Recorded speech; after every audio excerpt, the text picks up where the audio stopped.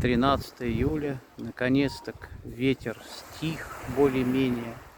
С утра есть возможность и желание посидеть на море, посмотреть вдаль, попить кофе. И мы можем себе это позволить.